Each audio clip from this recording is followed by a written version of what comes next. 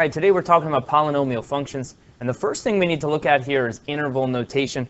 And really, this is just another way to express domain, range, and anything that's being confined to certain intervals. Okay. In the past, maybe we've done this using inequalities. For example, the inequality a is less than x, which is less than b, is an interval that goes from point A to point B. And we can express that in interval notation. And with an interval notation, essentially we just write down the endpoints of this thing, where it starts and where it stops. And then instead of using inequality symbols to express whether there's an equal to condition or not, we use a parenthesis versus a bracket.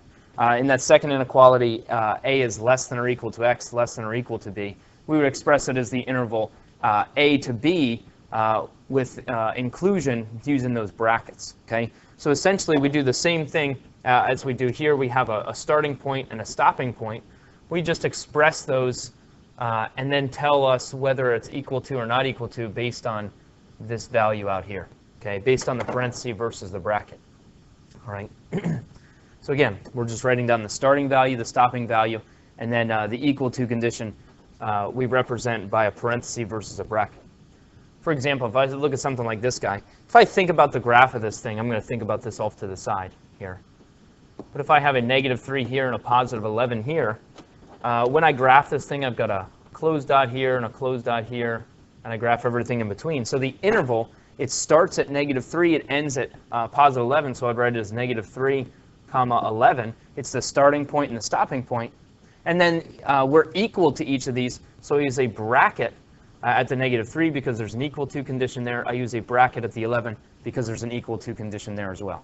Okay? In the next one, same thing. If I think about it in terms of the graph, it makes a little bit more sense.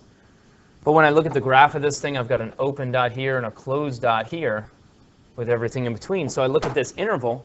The interval starts at 5, and the interval ends at 11. It goes from 5 to 11 is what I have graphed. At the 5, there's no equal to condition, so I put a parenthesis.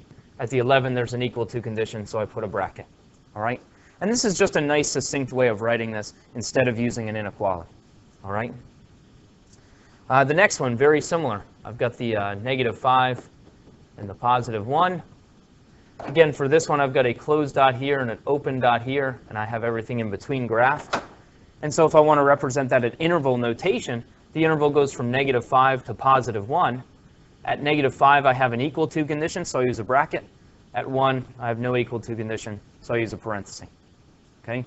And then in the next one, I'll draw a graph again. Got the 3 and the 6. Back here at the 3, there's an open dot. At the 6, there's an open dot, and I have everything in between graphs. That's how I graph a compound inequality like this.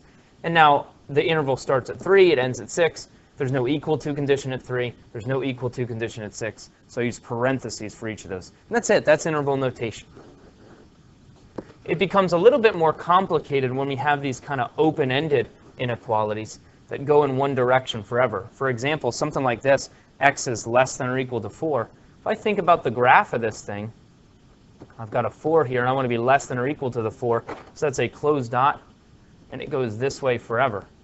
So now if I want to write down the ends of the interval, well, the end of this interval is a little bit hard to define. Okay? When we look at the end of this thing, it keeps going forever, and it keeps going forever in the negative direction. So what we say here, this interval goes to -infinity. All right? So when we write this, my interval starts at -infinity, and it goes all the way up to a +4. And now in terms of open or a closed bracket here, I can never actually equal infinity. So anytime we have infinity or -infinity, I'm going to put a parenthesis, because I can never actually equal that value.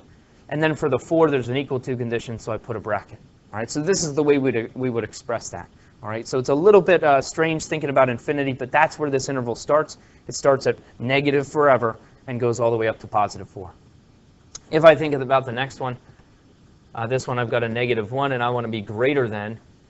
So it's an open dot, and it's everything to this side. I was so well color coordinated. I got to keep going with that green. There we go. But again, when we look at this thing, the interval starts at -1, and it goes to the right forever now. And so if this is going to the right forever, the interval that's expressed here would be +infinity. So it goes from -1 to positive forever, to positive infinity. And now at the -1, there's no equal to condition, so I put a parenthesis. Infinity will never be equal to that, so we put a parenthesis. And that's interval notation. Okay? For the next one, again, if I think about this on the graph, the -8, and I want to be greater than or equal to that, so that's a closed dot, and I go up forever. So now when I look at this interval, the interval starts at a -8, and it goes up forever, so it goes all the way to positive infinity. There's an equal to condition at the -8. There's no equal to condition at infinity because we can never actually equal that. And then this last one, in terms of interval notation, if I want to be less than the 7, that's an open dot, everything to the left. So now when I look at where this thing starts, again, it starts over at this end, which is going to negative infinity. So it starts at negative infinity and goes all the way up to positive 7. Can never equal negative infinity, so I put a parenthesis. There's no equal condition on the 7, so I put a parenthesis. That's it. That's interval notation. Okay.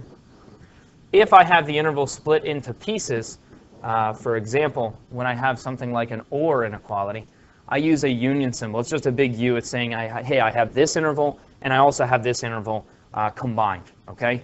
So if I have something like an OR inequality, I have two separate intervals that I need to graph. I'm going to use this U in between. Okay. And again, using the parentheses versus the bracket when I have equal to versus no equal to condition. So for something like this, again, if I think about the graph of this thing, so I've got a -2 and I've got a +5.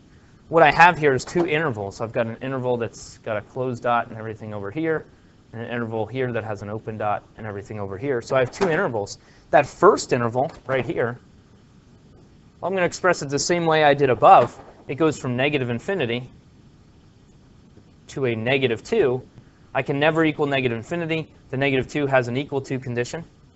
And then I graph the other one that I have graphed here. I'm going to write that the same way I did above.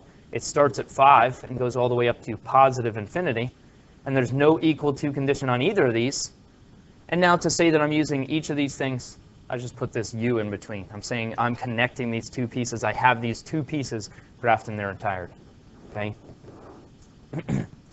If I look at the next one, again, it's the same thing. Over here, I've got the 3 and the 10. I want to be less than the 3, which looks like this. I want to be greater than or equal to the 10, which looks like this. So now I express each of those intervals. The first interval goes from negative infinity to positive 3. No equal to condition on either of these. And the second interval goes from 10 to positive infinity. I can never equal infinity, so that's a parenthesis, but there's an equal to condition on the 10, so I use a bracket. And then I put a union symbol in between. Okay?